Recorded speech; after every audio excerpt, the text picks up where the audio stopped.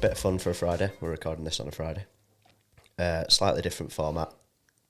Quick-fire questions. And we might dive into one or two. Some are daft, so forgive me. I'm just going to fire them at you.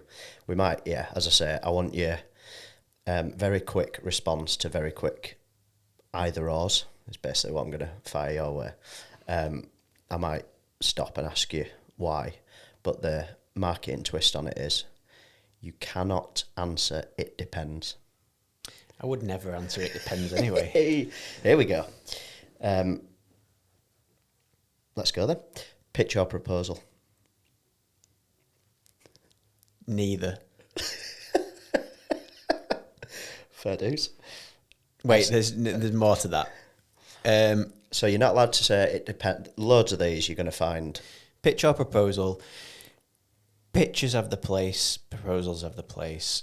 Clients need a way to validate potential agency partners. In an ideal world, I would have a conversation, shape a brief, respond to the brief, and that would be the gateway to winning new business, but that is a very rare occurrence. SEO or paid? SEO, come on. Brand or performance? And these are however you interpret them. I'm not going to give you any.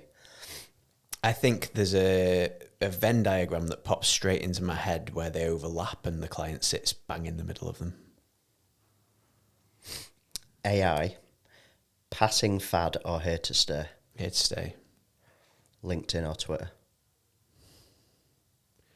Different audiences. Depends what you're looking for. Now we start going rogue. You'll see some rogue ones being dropped in. I like it. Keep them coming. Spotify or Apple Music? Spotify. Design or copy? Interesting. Do you...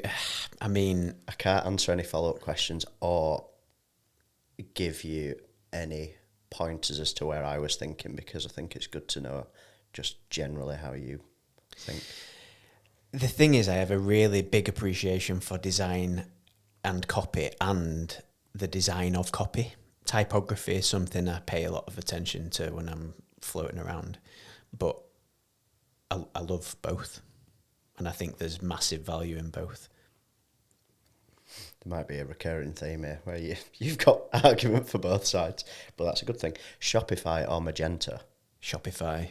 But that's recent. I think Shopify in the last 3 years have absolutely smashed it, got the shit together big time. Magento has its place, albeit reducing, I think. Talk about links, quality or quantity? Just for the record, in case anyone needs that answering, I'll answer for him. Quality. Sales, generally speaking, e-commerce or relationships? I don't know what you mean. Well, it's sort of like online or offline. Just sales generally. Depends on the business though, doesn't it? E-com's product sales refers to probably service-based. So I would argue... You're seeing a blend of both though now. More. Both have the place. So e-com is direct to consumer, but leveraging brand to help e-com from a sales and relationship standpoint is how I would view it. And then service-based relationship sales. Yeah. I think there's a place for a bit of a hybrid because I think we're seeing it more and more. I think if you are in the enterprise product e-com business, then definitely, yes. Briefs, not the underwear. Tightly defined or nicely loose? Yeah, you can't really work to a loose brief, can you? Because that's where stuff starts going. What about like when they're so loose? If we're honing in on a smidgen of positivity here or optimism, so loose that it's like they're up for listening. Yeah, I think if it's loose because the person that's putting the brief together needs guidance, or the business needs guidance, then fine. Probably requires a different qualification process, doesn't it? Yeah. But I think there are opportunities sometimes. 100%. In a good way, not just you chuck a load of qualification at it, start chucking recommendations their way, and then it just falls on deaf ears. You have to tread carefully, I think. The difficulty with a loose brief is the person that's putting it together having enough humility to acknowledge that they need the guidance. Yeah, and being genuinely open to having that guidance, rather than it being a trick, for example. Yeah. Which, less said about that, the better. Sprite or 7-Up? I don't drink sugary drinks.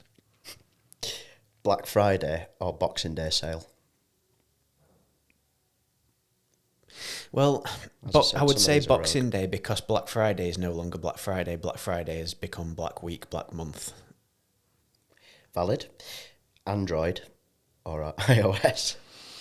This is a tricky one for me, because I've been a Mac computer user for 15 plus years. However, I only got an iPhone 2 years ago. What led you to do that switch from Android for phone?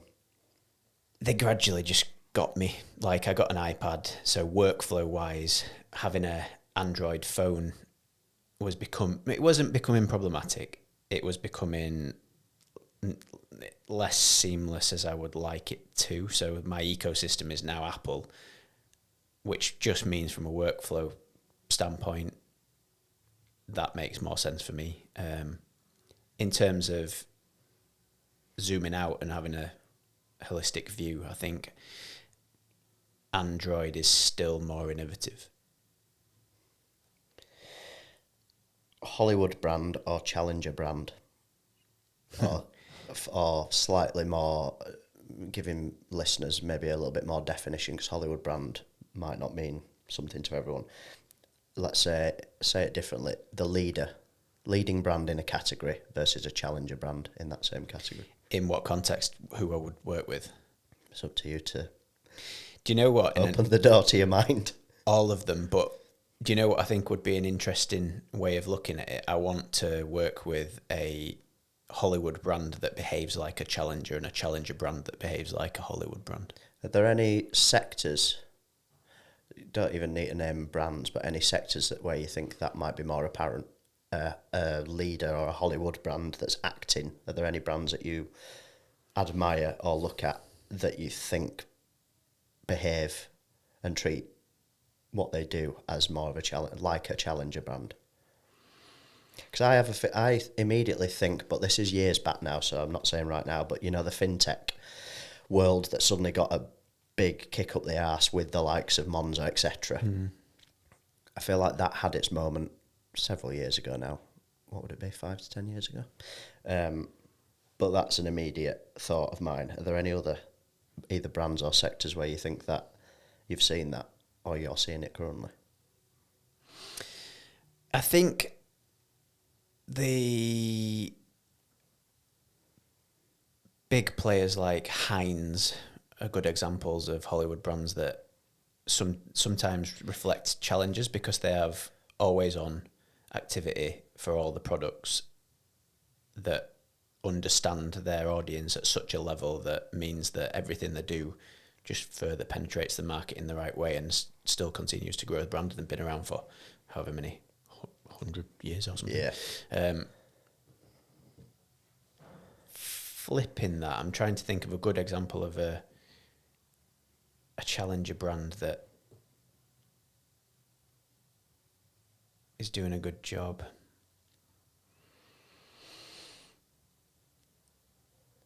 I don't know. It's like people like On Running are a good example, who came into the market, nailed the product, and are now a Hollywood brand, but they behaved like a challenger, and they still kind of do. I was going to say, do you think they still do?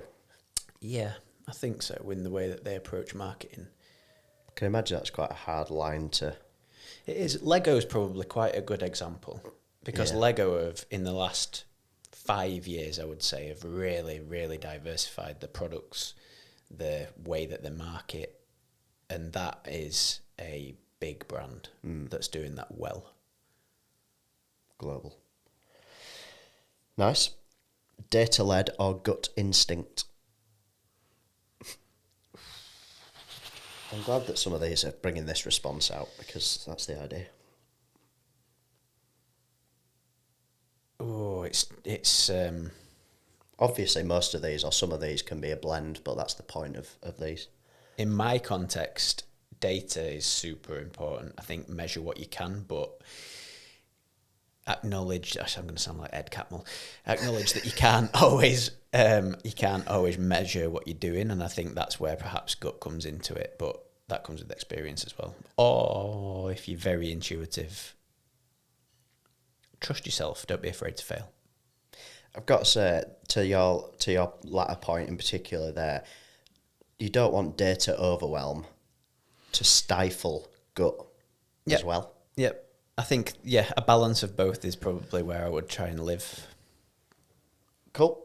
Pixels or privacy? I think you can achieve both. I think the way that everything's going with anonymised data is a really healthy blend. It gives people privacy, but I think it still allows brands, marketers to personalise experiences that enhance people's experience without encroaching on their privacy. Again, it's a fine line.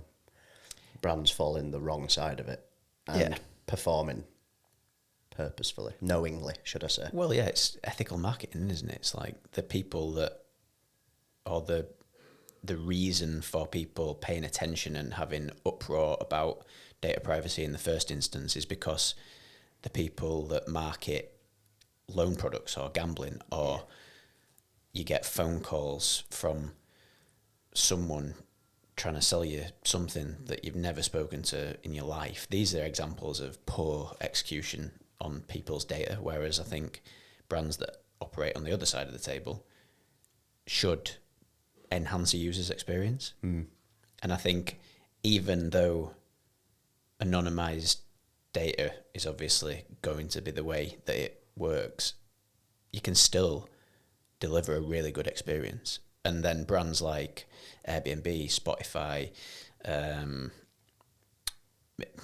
anyone that captures first-party data that then creates a personalised experience that further enhances user experience, builds confidence. Yeah. So when it comes to using a brand that you trust, that you have an association with, which is where brand building comes in, you don't mind, you trust giving them your data, and then the result of that is a better experience. Yeah. You said something in there that's leading me to give you another one, put you on the spot with this one. Cold email or cold call? Neither. No, that's wrong. Where cold calling and cold emailing goes completely down pan is when the person or the business executing them have no idea about anything that you need, therefore don't provide any value at all. If you ring me or email me and you've done your research and you're trying to solve a problem that you think I might be facing and it pricks my ears up, I'll give you the time. The difference is shit cold email and shit cold calling pisses me off more than it does anything else. So I would say people in sales need to sell, but make it valuable. Yeah. Long-term retainer or short-term high-value project? Comes down to the work, doesn't it? Both.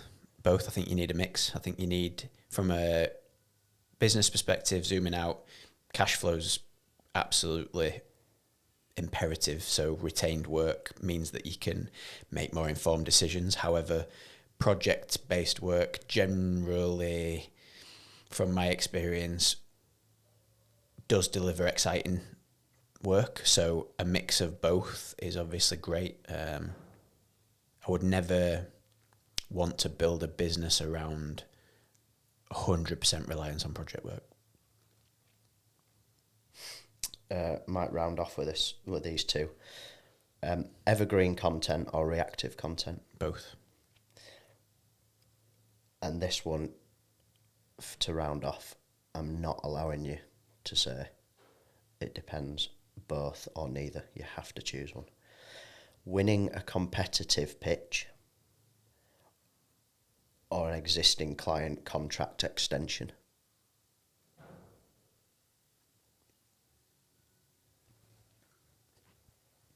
Oh, you fucked me there, haven't you? I like both of those scenarios. I think 51%. This is a great way of answering it. 51% a contract extension, because it validates that the service being delivered is doing what it's designed to do, but also it validates that the relationship is healthy, which means that the people working on the client are good people that have built a rapport with the client, which means that the culture in the agency is healthy. That's, I think, probably more rewarding than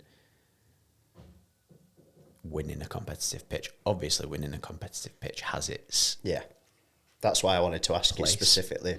We've talked about pitching, it's in the name so much here, but I wanted to specifically say competitive pitch because we've gone through to sort of pitch proposal stages in terms of responding to what actually transpires to be non-competitive. You know, it's a referral or existing sort of relationship, and absolutely they're worth their salt. We love those, but it does... We've talked about winning a pitch full stop, but knowing competitive pitch, there's something really quite rewarding about that. So that's why I wanted to specifically ask you. Yeah, I think, the more I think about it, the more emphasis I would place on the extension, because competitive pitches are